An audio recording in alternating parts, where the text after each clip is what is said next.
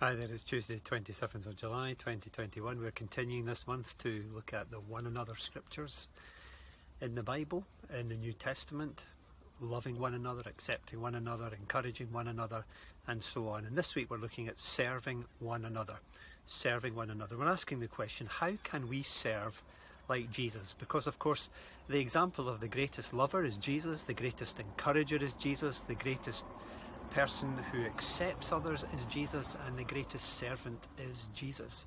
He is always our prime example, our role model, the one that we are to follow.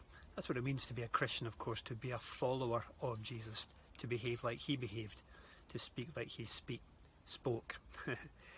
So, how can we serve like Jesus? Well, we're going to be looking at some scriptures in Mark's Gospel.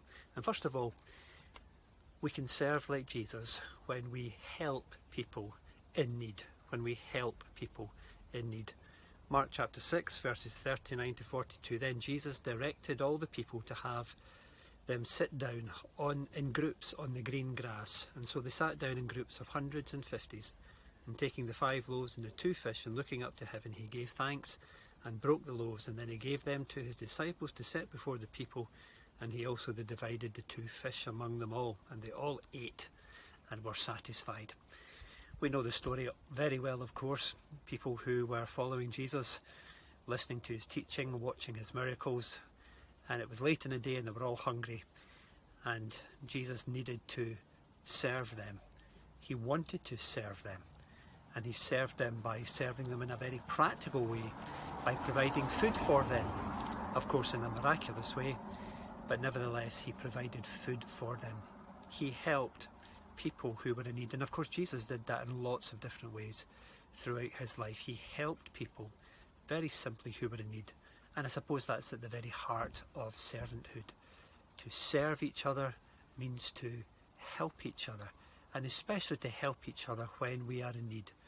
Maybe somebody needs help with their painting and decorating.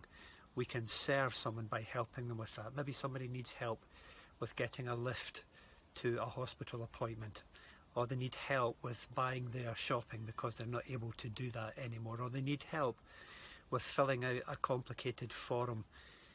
There are lots of different ways people need help, people who are in need. There are so many ways that we can help people, and we simply do that because we are serving in just the same way that Jesus served.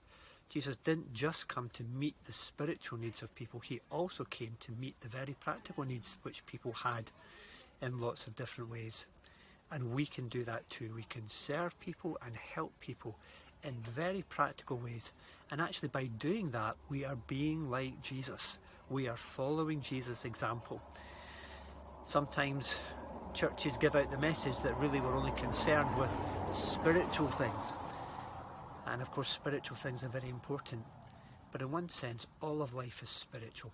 Doing the dishes can be a very spiritual thing. Helping somebody in need, providing food for somebody, it can be a very spiritual thing.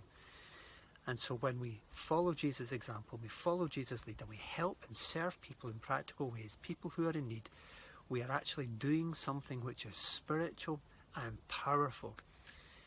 So God bless you as you serve one another. Speak to you again tomorrow.